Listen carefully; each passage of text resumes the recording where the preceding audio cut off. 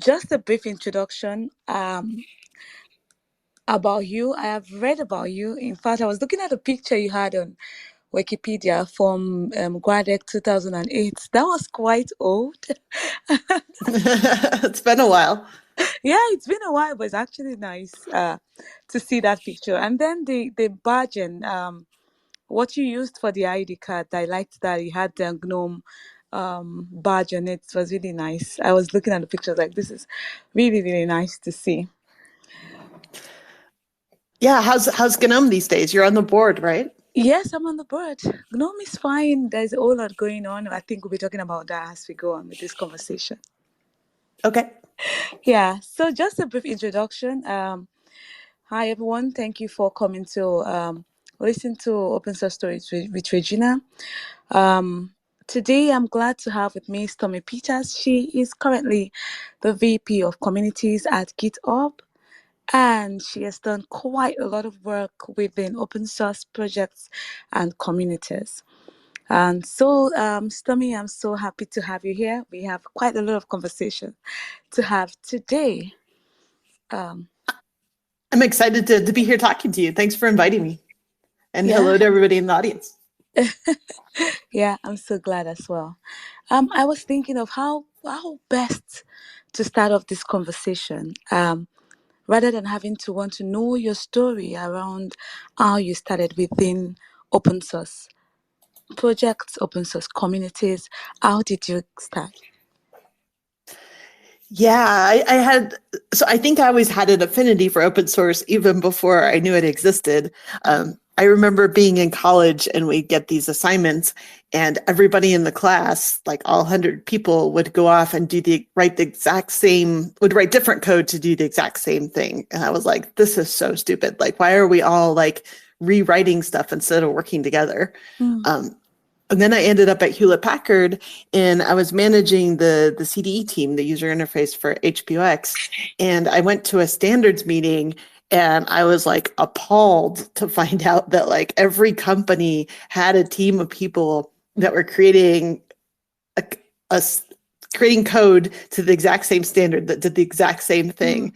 And I thought, what a waste of effort. Like all these people could be working together and sharing code that does the same thing. And that was about the time that Linux had come out. And I discovered that there was like several projects out there, GNOME and KDE, that did the same thing as CDE, but people were collaborating on them and working on them together. And I was like, we could do that. So that's how I got started in open source. Wow, wow, wow. This more like made me think about basically what inspired me to come into GNOME, and that was basically because I had been lecturing within Linux and software engineering in the university, and I had used GNOME desktop a lot, but I didn't know the community that was developing. So when I found out about GNOME 2, I was like, wow, what a great way to see the communities that are developing this desktop application that I'd leveraged for years.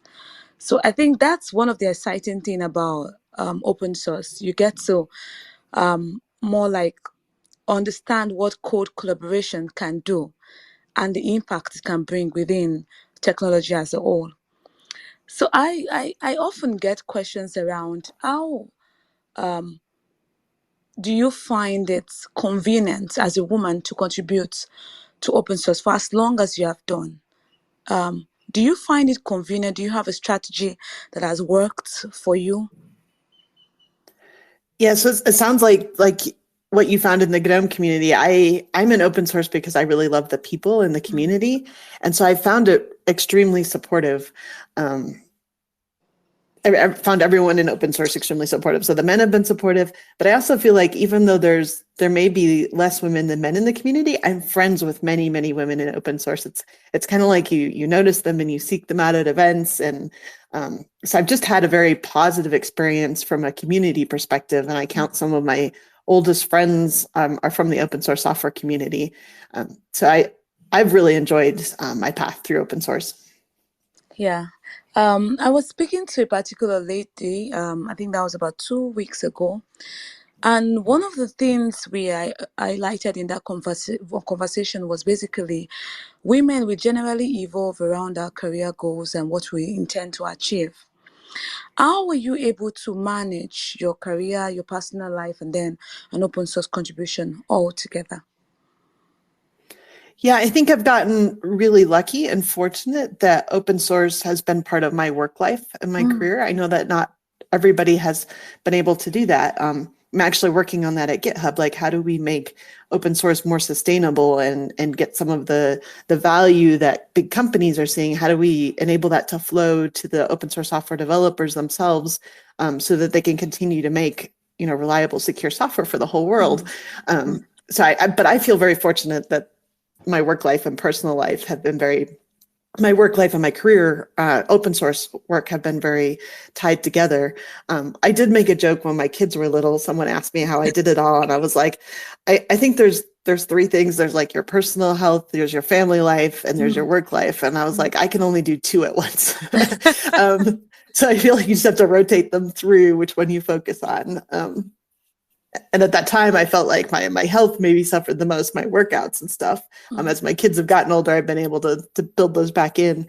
But it's hard to find time in life for all the things that we wish we could focus on. There's just so many problems to solve, things to learn. Mm.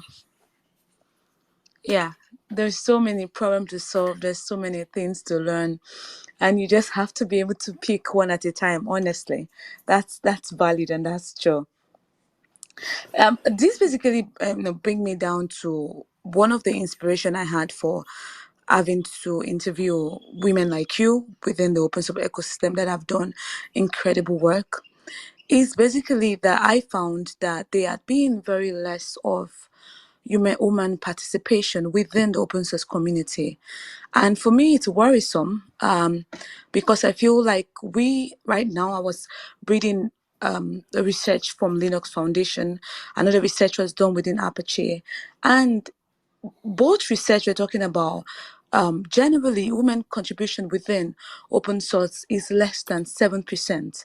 It means that we have, compared to contributions within proprietary softwares, that is, women within tech, is generally better than what we have within the open source community. And for me, I feel like that's trouble. That's troubling. Like, what is really going on within open source? Because I feel like what we share within the open source community is something that should birth collaboration and even more participation from, both genders, regardless. What would you say is one of the reasons why we have low participations of women within the open source projects and communities at the moment? Yeah, I think it's a really good question, and one that we should all focus on and all care about, because I feel like we're leaving. Like, when I talk to projects, I'm like, you could have twice as many contributors if you had more women on your team, because there's like a whole population of women out there Mhm. that aren't working on anything. So like, if you tried to recruit from them, you could like double the size of contributors you have. Mm, And then above and beyond the numbers, there's also just, we want software that reflects all the needs of all of our users, and each group of the population is going to have a slightly different way they use it or different needs, and so we need to make sure that we're including everybody in the creation of the software, so that we're including everybody in how it works. So I think it's an extremely important question. Also, not to mention all the women that could have fabulous careers in software and in open source, and discover all the things that you and I have discovered, mm, that make for a fulfilling career and bring lifelong friends. So super important. As to why there aren't more women, I know there's been lots of studies done. I know everybody has a theory. I found early in my career, when I was trying to convince my female friends to work in open source software, it was often a time thing. They were less willing to give up some of their free time. They had lots of, like we talked about earlier, they had mm, lots of commitments at work and at home, and just finding the time to pick up a hobby that seemed a lot like their work was hard. It was hard to convince them. I did manage to convince a couple, mm, but it seemed like there was a time barrier, whereas it seemed like some of the men who had gotten started in open source, I didn't try to convince people that weren't in open source, but the ones that had gotten started had often done it in the evenings or in their free time or in their weekends. And it was hard to convince people to give that time up. Yeah, I think also that time is a factor. Um, but detailing down to the past interviews that I've had and those that I've spoken to, one of the troubling issues that came up was basically that sometimes within this open source projects, women are spoken down on and are not given the opportunity to thrive. And so most times they step back in their contribution. Um, Listening to these women talk about their different experiences, do you think that there are things that we could do as women, one, as people that within leadership within the open source community, that could create more like an enabling space for women within open source projects or newcomers that are women that are going to be likely going to contribute to open source? Yeah, I think we could do a couple of things. So I had an experience where I convinced a friend to help out with some marketing needs that Gnome had actually. Mhm. And she spent a lot of work writing up a case study. And then when she submitted it to the mailing list and said, look what I've created, the first set of feedback she got from everybody was very critical. Um, so I think that's not maybe necessarily just for women, but I think in general, we need to be very conscious of someone who's new to the community and making their first contributions and being very supportive Yeah. and very positive at first. And I think we get into the mode online in particular, not just open source, but online, where you just give your feedback Mm. and you don't think about how you're saying it or framing it. And I think, maybe someone who's contributed a couple thousand times is like whatever, but someone who's brand new, who's making their first contribution, like Yeah. if they get initially negative feedback, it's like you're not going to go back and do something again for free for these people because like they didn't appreciate it. Yeah, of course. Of course. I mean, Yeah. yeah. And So, then yeah, go ahead. so and then that would be my first thing, like making sure newcomers are like get good feedback. But second, I think mentors help a lot, like um someone you can like talk to and ask your stupid questions and will hold your hand. I remember Sage Sharp talking about her their first kernel contribution, and they said they were just sitting on the sofa, like just kind of terrified to hit the enter button and submit this thing to the kernel mailing list, and it was having someone next to them to like say you can do it and push the button that really helped. So I think also having mentors really helps. Mm. Yeah, I mean, the part where you talked about criticism, I started laughing immediately because I remember the particular story as well, from one of the ladies I interviewed. And she said that a lady had come into the community for the first time, and she was going to contribute to Python or something. And she submitted a particular question, and she said that everyone within the committee that they had laughed at this girl for being an intern, that she was an intern. That to her, it felt like it was a really great pushback. And when you were talking about that, I think constructive criticism is one thing that is a factor to how we work with newcomers. I mean, what would you basically expect a newcomer to know, or what would you basically expect um an intern to know? They are there because they need to be helped and all of that. And also, just to add to that, that the gap we have within women and open source project is quite large. And so when a woman is coming into an open source project, it's enough to know that she is likely not to find people like ourselves in that community. And the best we can do is to be as nice as possible. Um, Not basically, I wouldn't say it's favoritism, right? Giving more place to women, but I think that is something that is necessary to basically help bridge the gap and the imbalances that we have at the moment.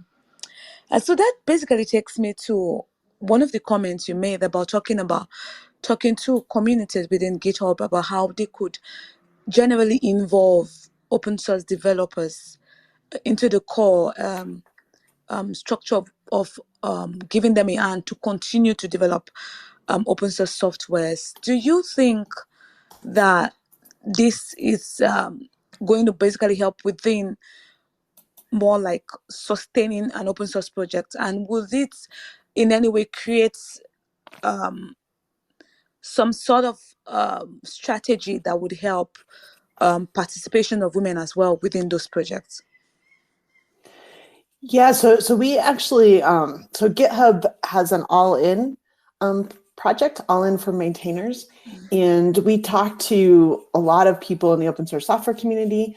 Um, I think we surveyed like 7,000 people, and we heard from like 300 maintainers as we were doing our listening tour, and we launched an all-in for maintainers, which is it provides training and technical support for maintainers on how to increase diversity and inclusion in their projects.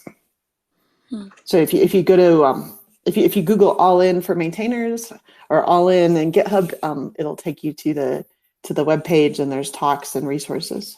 Yeah, yeah. That would be a very nice one to look at after this talk. So if you're listening to this and you're a maintainer of an open source project, go in there and see for yourselves how you can begin to, drive diversity within your project. That takes me to more like my next question. And that's basically about, in your own experience, basically, um, what would you say that are some of the most exciting things that kept you going in your open source contribution?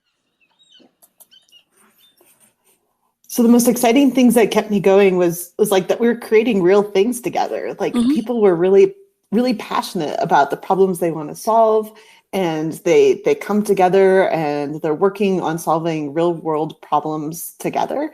Um, and some of them get paid, and some of them are doing it on a volunteer basis. I remember at the Guadix that I went to, some people would bring their families because they're like, I can't take vacation from work and go to this conference and not bring my family. So it was really a whole community of people talking about very real problems and coming up with ways to solve them, and that's what I really like about open source. Mm. Yeah, I mean, the whole idea of basically, you're right, having to know that what we are creating is real and people are happily using these tools and the developers are happy as well is something that is inspiring. And I think this brings me down to one of the reasons why one would basically want to last long within the open source space is basically the inspiration you get from what you're creating, and that keeps you going, every time you get to come closer to such communities. You spoke about mentorship as one of the ways that we could improve diversity. We have several mentorship programs going on at the moment. Outreach is one of them, and several projects within open source space has leveraged outreach as a way to bring in newcomers into their own projects. Do you think that we have enough of this project within the open source space? And what then do we do if you say yes, or if you go the other way? What do we do to improve on this type of projects within the open source space? And how do we ensure that projects leverage this, mentorship opportunities or mentorship programs? Yeah, so I think Outreachy is even more than a mentorship program. It's an Mhm. internship program. We actually started it in the GNOME project. It was a summer, I don't remember what summer it was, like 2006 or 2008, somewhere in there. All of our Google Summer of Code applicants were male, Yeah. like every single one of them. And so we thought, well, how do we can't even pick any women because there's none here to pick from. So we started the GNOME Outreach for Women. I think remember the name right, GNOME Outreach for Women program. And I think we had six the first summer. We had 6 slots that we got funding for. And it was just for women who wanted to come be interns at GNOME. And it went on to live with, it grew into Outreachy and went on to live with the Software Freedom Conservancy, and I think is a really awesome program now. Yeah. So I think those programs are essential for open source and for bringing in new people. Like it gives you space and funding and time to try this out, and a structure and someone to help you. But I also encourage everyone, like I think official mentorship programs are really great for like bringing you in and pairing you with people when you're very new to the community. Yeah. But I think I think all of us have mentors, and all of us are mentors that Mm, don't often have that title. So like I mm, encourage you to think about like all the people you know in the community you want to be part of as a potential mentor, and feel free to like reach out and say, hey, I know you're really good at finding people to help you respond to your PRs. Would you mind talking to me for an hour about that? Um, and anyone can be a mentor at any time, and all of us need mentors at different points. mhm. So I don't think it has to be like an official program where you get assigned someone. I think you can make it happen. Yeah, you're right with that. I mean, everyone need mentors at a particular time in their career, and if we have this idea and we know about these things, I think individually we can begin to drive to even bringing in more newcomers, women into the projects that we are basically working on. That takes me when you spoke about submitting of PRs and all of that, and if you know, it reminded me quickly about a lady that was I was interviewing, and she mentioned one of the challenges that she faced within our project was that it wasn't about us submitting a PR as a woman. It was about getting that PR matched or getting that PR accepted. Um, and she feels like if she doesn't know anyone or she has not gone for conference or anything, it seems as though women are not basically recognized to do certain changes within different projects and all of that. Do you think that there are ways that we could see that the contribution of women as seen through from the beginning, that means from the project life cycle, so that when they submit the PR, they are actually looked at and given proper feedback within different projects? Do you think there are strategies that we can put in place to see that this works? Yes. Let me. I'll answer that one, and then I'd like to go back to the previous mentorship topic for a second too. But on the PRs, I think one of the best things you can do is put policies in place, or Mhm. standards of practice for your project, so that you're not just reviewing the ones that came in. Obviously, you're going to review ones from people that have been part of your community for a long time, and they're good, and that they're going the same direction as you. You want to get those through quickly. But I think it helps to have, if you want new people to join your project and you want diversity, I think it helps to set expectations and tell people what the process is and when you'll get to it. So maybe your project says, we'll review all PRs within 3 days, and we promise to give some kind of feedback within a week, or I don't know what the time frame is for the type Mm, of project. It's probably different for each project, but I think having like a standard means that you're not accidentally leaving a newcomer hanging and waiting longer than someone who's been in your community um, for a while, or someone whose name you recognize, and you just eliminate bias yeah, if you have like a process you follow. yeah, um, yeah. but back to the mentoring thing, I think the other thing we can all do is recognize newcomers and take a moment to welcome them. It seems kind of small, but I go to CrossFit every morning. I go to the gym, and whenever there's a new person, the coach always says, hey, Jess is dropping in today. Everybody like say hi, and everybody Mm, says hi, Jess. And then at some point during the class, I'll always go up and say, hi, I'm Stormy. mm, How long you been doing CrossFit? And I think I try to do that at conferences as well. Like when I always try like at lunch to sit with a table I don't know. If someone is sitting by themselves at a keynote, maybe I'll sit next to them and chat with them. mm, But I think it's really important that we just take a minute to welcome someone, because they're probably sitting there going, oh my gosh, I don't know anybody. And this is like, nobody said hi to me and I'm not very welcome here. So if we just, that short interaction at lunch or in between talks or online, in a Slack channel or an email message, can make a big difference, I think. mm.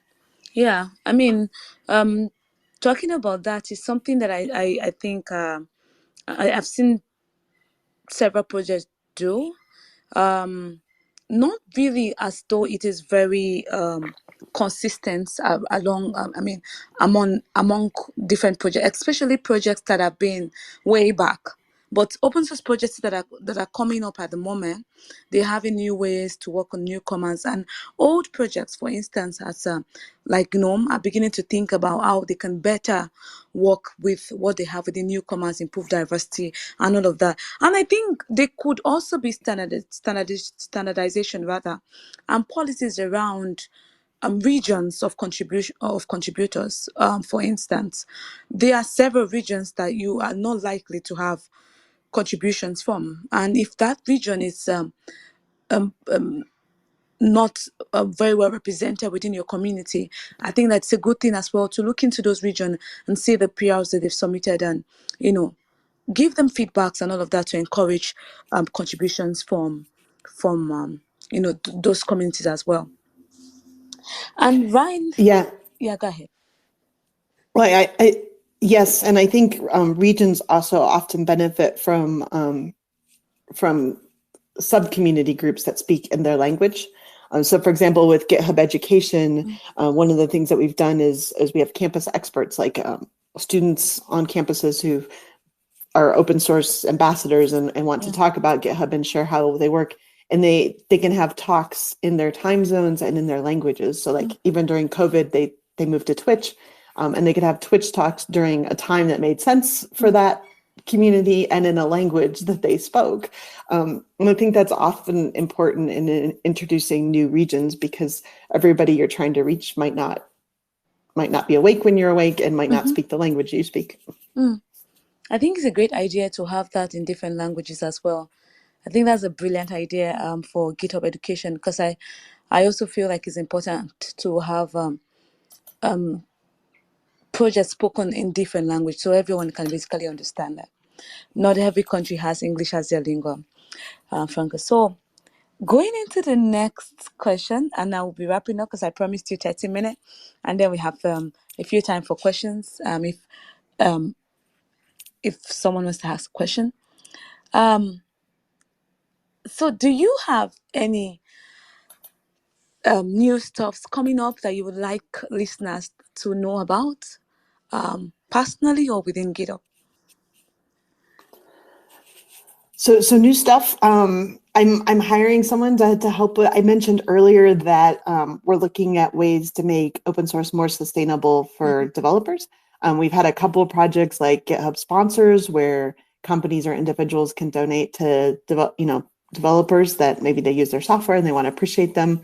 We have the accelerator program running right now, which is like a paid 10-week period where you can try to take your project to the next level. So we have GitHub Fund, which is like a venture capital. So we're working on different ways to try to bring funding to the developers that created the software that's so successful. Wow. So we're hiring someone to lead that group. So I'm super excited about what we're going to try next and how we're going to evolve that. It's, we've had like $33 million go through GitHub sponsors, but like, I think we could do even better. So I'm excited about that. And then on the GitHub education side, I think what's really exciting right now is AI. I mean, I know it's a buzzword, and I know everybody's saying AI, but I really feel like it's game changing. Like a student anywhere in the world can have a Chromebook and log in to GitHub and get code spaces, so they have a much more powerful computer. And then if they don't know what they're doing, they can type in comments and use GitHub Copilot to like show them how to get started and start writing that code for them. And they can learn by watching and asking questions and doing. And to me, that brings, a lot of students around the world don't have a computer science program or a computer science professor to go to. So I think it's awesome. It's super exciting. But I can't say, when you were speaking, I just kept smiling, because mainly the possibilities of what GitHub is doing is basically not within a particular region. It's something that could span across the world. It's a global project, something that would impact even underrepresented areas when it comes to technology. So I think that is an awesome project that is going on within GitHub at the moment. It's an awesome one. I was thinking, what would be your advice for someone that is coming into a new comma in open source, a woman that is looking for a project to come into, what would be your advice to them? I would look for a space that you're passionate about, whether it's like educating new students around the world in open source, or if it's writing home automation software, or like something that's a problem that you want to solve, something that you're excited about, or maybe it's helping with software to solve the coral reefs problem right now. Like whatever it is, like find something you're passionate about, and then explore the community. Like try introducing yourself, see what reaction you get. Don't assume that the first project you find is going to be the one that like is the right fit for you. Mm-hmm. Just like when you explore new cities, like some cities to me like just feel like home, and some cities like just don't do it for me. I think projects are like that, right? Like one of them will feel like home. Hmm. Hmm. I mean, somebody said something in one of the interviews, and she said, "Listen to your intuition." And I was like, what do you feel about the community you are in? So that's really true. Look for somewhere that feels like home, that you're comfortable in. And there's one last question, I was asked to ask you. Basically, I just remembered now. And it's more like someone that is contributing within outreach and marketing, which is something that I also started within the GNOME project, right? Feels like the community that is within, that she is within, does not value our contribution, as though it's not like it's not an important contribution. And she really likes the community, but she doesn't see that are giving value to what she's doing. What would you say that this lady should do? So I think we're all as humans not great at giving positive feedback to the things that are just happening. So it's possible her project just values what she's doing, but doesn't. No one sees the need to say thank you, or tell her. That's one possibility. What I would suggest is doing a not a survey like a written survey, but asking people like, hey, this is what I've been working on. Um, Here's a couple directions that I'm thinking about going. Which one do you think would benefit the project most, and why? So kind of going out to solicit that feedback to see if they find it useful, and giving them a voice in the direction always makes them feel like they have more at stake and makes them appreciate it more later. Um, but in the end, if the project isn't valuing what she's working on, there are projects out there that very much value marketing and outreach. So I would find one that appreciated your work. Mm-hmm. Yeah, find one that appreciate work, or try to see what else you can do. I think that would be a wrap for our interview today. Do you have any question for me? What's next for you? Like, what are you excited about at GNOME? Like, how is it these days? I Ah, haven't. It's one of my favorite communities, but I haven't been actively involved lately. okay, yeah. I mean, what am I excited about? One, I'm excited about. We are currently running diversity within GNOME at the moment, and I did a personal, more like an individual research last year, which I presented to the board, and practically we can see that we have to do a lot of work within diversity in GNOME at the moment. So now we are looking for ways to get more diverse people into the community. We are working with the Chaos Project, which is quite interesting. And I am going to Lagos, although I'm a keynote speaker, but aside from being a keynote speaker, I would be also talking to people about the Genome Project. For the first time, we became a sponsor within a project in Africa, which is quite good. So I think that I'm excited that GNOME is stretching outside what we would normally do, which I that makes me feel like part of the goals that I set to achieve within the GNOME project is, it's materializing gradually, and there's a whole lot of support, not just within the board, but also the maintainers as well of within GNOME. So that's one thing that is really, really exciting for me. And then Awesome. yeah, I can't wait to get Lagos, honestly. Apart from just having to speak as a keynote, but I think having to speak to people about what GNOME is and what we're doing at the moment, I think is a very good step forward for other people to basically understand what the GNOME project is about and how they can participate within the GNOME project. And we're also doing quite a lot of work within Outreach at the moment. Outreach, that within GNOME now, we have diverse people, not just Africa, but also Asia, participating in the internship. That's a, that that's a very, I'm so excited about that because it means that the community as a whole is stretching outside of what it has been for the past 20 something years. And I'm glad that that is happening within my time at the board. Another thing that is exciting for me is this conversation that we're having at the moment. I, I I thought to myself, what else do I want to give to open source? What else do I want to share within open source? And I felt like there's a problem, and how can I help in my own little way to solve that? And I thought, stories, listening to your stories, sharing it out there for free for people to listen as well. I feel like that would encourage one woman, anyone out there, to to basically see open source as a place that they can thrive. I mean, listening to your success story and the things you've achieved and other women out there, I think that could be a very good push for other women that are finding it difficult or doesn't even know that open source is a very good way to come into technology or something like that. So that's something again that is that I'm excited about. Yeah, that's within GNOME. Then personally, my project, my foundation, Open Kids Africa, we are basically using open digital resources that are free for kids within Africa and rural societies to basically give them tech skills and all of that. So we are only collaborating with organizations, non-profit that produce free kids materials, tech materials that could use to give children that are underrepresented in Africa good technological skills. So I feel all of this are quite exciting at the moment, and I'm looking forward to also the Oscar Fest event, which is happening in 4 days' time. So I'll be in Lagos in 4 days' time. So yeah, that's a summary of everything that is happening.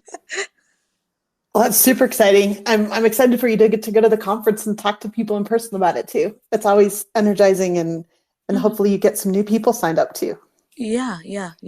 That's really, really um it's I mean, it's one of the reasons why we are in leadership. I think one of the reasons why we're in leadership is not just to make decisions and plus one to decision. It's basically going out there to be an ambassador to the project that you are working in. That's basically why we're in leadership, and that's it. Yeah. Yeah, what I loved about the GNOME board of directors is that everybody was very actively involved. Like Hmm. the board worked, and the board worked really hard for the project, Yeah. and I really appreciate that. Yeah. So thank you. Thank you for appreciating that. Honestly, I feel like the GNOME project is very careful around picking board members, and I see that when they pick board members, everyone is open-minded and willing to work with everybody. Like, we listen to each other and we want to see how we could push the project forward, and that's what is required for any successful open source project to thrive. They are diverse at heart, and we want to always see how we can do better. So yes, I give it up for the board of GNOME. So I have a few people here. I don't know if you have any question for Stormy that you would like to ask. We could take the next 5 to 10 minutes for question. You could just let me know and I could unmute you and you can ask your question.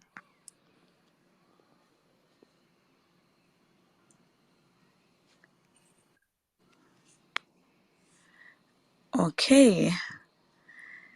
Doesn't seem to me like anyone has a question. I'm waiting a little bit more. Okay, so you can always come back to this space to basically listen to our conversation maybe in about maybe 4 to 5 days. I'm going to convert this to a podcast, and you could go to Apple platform or other podcast platform to basically listen to this again. And last question, Stormy, can people reach out to you if they've listened to this podcast and they feel like they want to ask you some personal question? I have a request. Can people reach out to you? Absolutely. This is on Twitter, so you can see my Twitter handle and feel free to reach out anytime. Okay, thank you so much. So yes, I've given you, and Joanna, thank you for joining. So yeah, you can speak now. Thanks, Regina, for the podcast for the Twitter space. I joined a little bit late, but I enjoyed some of the discussions I found. And thanks, Tommy, for joining. I think I have a general question about outreach and your experiences. Any of you can answer, either Regina or Tommy. So one of the difficult for PSF, I'm a director at the PSF, and recently we had the members lunch, and we were discussing the idea that okay, we were discussing the data last year, and we found that we have a grants program that's very active, but most of our funding goes like to one part of the world most of the time. Of course, the US and other areas, and you find like Asia and certain other areas get like less than 10% of the funding. And it's not that they are rejected, it's that there is no traffic, right? People are not asking for the money. Like we want to give the money and people are not asking. So I'm just asking, what are some of the outreach activities you have tried? I know, Regina, you say that Genome is now sponsoring Oscar, which is somewhere in Nigeria. What are some of the outreach things that you have been trying that are working to get some of these communities to know about sometimes the money we have for them or the support we have for them? Yeah. So I think I have a couple ideas, and Regina probably has a lot of great ideas to add too, since that's been a focus for her. But one, I think it helps to like make it really clear that you want proposals from that part of the world or from that group of people. So much like the GNOME Outreach for Women program that we started in 2006 or 8 or so, like it was very obvious it was for women. We wanted women to apply so that they would feel welcome and know that it meant it was for them. So you could do an outreach program. You could say you have grants for a particular part of the world. I think, and then I think it really helps to like go out and solicit them, like people in the area. If someone in your community is giving a keynote or asking people who they know, and like going to people and say, hey, you're doing great work. Do you want to submit a proposal here for help? Like actually personally inviting people, I think goes a long way, because I think a lot of times people have imposter syndrome and they're like, oh, I'd never get that, or like, that's not for me. So I think a personal invitation goes a long way. What do you think, Regina? Yeah, I was going to say that, and that's the truth. When I got into GNOME as well, it seemed like it was a very huge project, and seemed like I wouldn't find my way around it. But I saw that there was a gap, right? There was no GNOME present within Africa at the time I came into GNOME, right? And so I felt like I could do something that would help to bring GNOME alive within the African space. And luckily for me, that worked out. But it wasn't an easy journey. But I also pushed further into projects we had internally. For instance, we had GSOC, we had Google Season of Doc, we had Outreach. These are already programs that we had internally within GNOME that has the capacity to bring in people from diverse places, right? So what I did was to speak to the maintenance of those projects and let them see that there is a problem. And so at a very I don't know if this is unique for GNOME, to be honest, maybe for the people, but while I have this conversation, actions were taken immediately. We had people in Google Season of Dog coming from Africa, right? We had people in Africa, in Outreachy, coming from Africa. We had people from Asia. And then we were intentional as well around, and I wouldn't say we were intentional. I would say that GNOME understood that we had a problem. And so, even within the board structure, we have our board members are diverse. We have a board member from Asia, we have a board member from Africa, we have a board member from Europe and all of that. So that has helped us to basically know that there is a problem. Another thing I did, and this is something I did personally, was that I did a research in GNOME as a board member in my first board term. So that means I went to different people, I interviewed them and found out, and then brought out different teams of the problem we have within GNOME. And then I did a presentation to the all board members that look at the interview I did, look at what is said, and this is the problem we have. That interview helped us to basically tilt towards what we want to solve in this board term. Maybe I went a bit extra because I really want a change to happen, but I feel like these are also ways that you could help, because data cannot be disputed. I mean, data cannot be disputed. If people see that there is a problem and you go about it the right way, most people are likely, I used most people because I want to think that what I have within Genome is quite unique. Most people are likely to say, oh, let's look at this way, just like we are doing at the moment. We only have three things we are focusing on, and one of it is diversity. We have local apps, and so we know what we want to do within this period of the bottom, and now we intend to achieve it. So, and that's another thing. And like Stormy said, bringing it out there and going out to other conferences to speak is another way to outreach. You don't have to be a keynote speaker, but if you're a keynote speaker, the better, because then you're showcasing your project more. You have to let people know that this project exists. We have this money, and I could show you how to go about this money. For instance, another thing I did when I was in the GLOM project was, rather, in the GLOM project, was that I found that we have a GNOME University Outreach Program that is just seated. So GNOME has some of those projects, but they are not really, nobody to push them.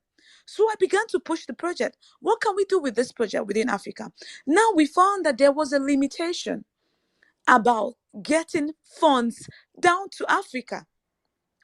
So it's not now about we want to do university outreach project within Africa, but it's about the policies around GNOME that uses particular pay, payment stream to get money to Africa. So if I need to fund somebody right now, for instance, in Nigeria, to do a university outreach for the GNOME project, I have to be more like a middleware.